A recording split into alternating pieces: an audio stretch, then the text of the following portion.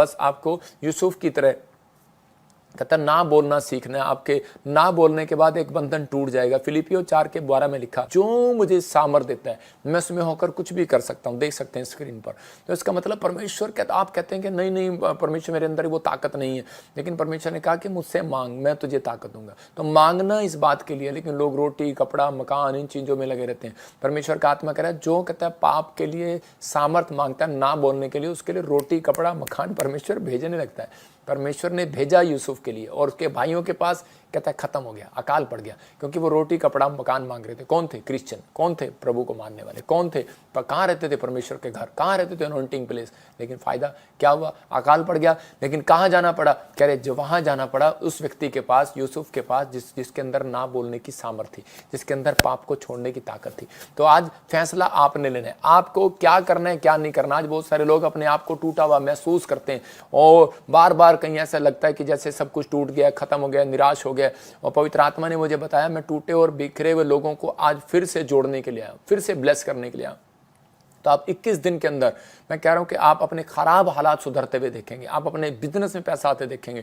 Next week आप एक बड़ी गवाही के साथ आएंगे। मत्ती की किताब 14:19 में लिखा कि यीशु ने अपने चेलों को रोटी तोड़ कर दी। मतलब कि तोड़ना, पहले तोड़ना है।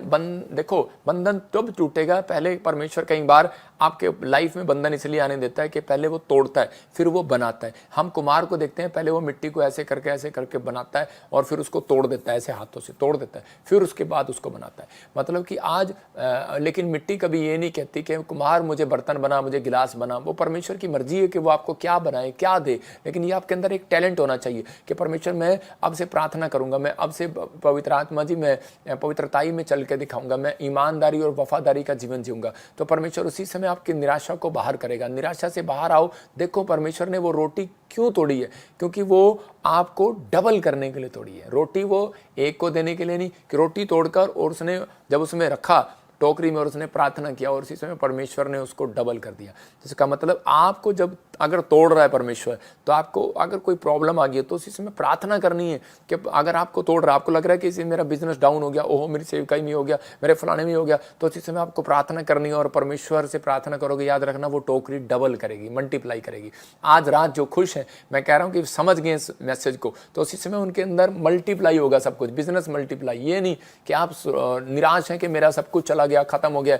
जो आप खुदा के सामने टूटे हैं और वो परमेश्वर के सामने बलिदान चढ़ा रहे हैं, याद रखना बाइबल बोलती है वो बलिदान चढ़ाता है। अब्राहम के पास 90 साल तक बच्चा नहीं है, लेकिन उस समय वो टूटा परमेश्वर के सामने, और परमेश्वर ने उसको मल्टीप्लाई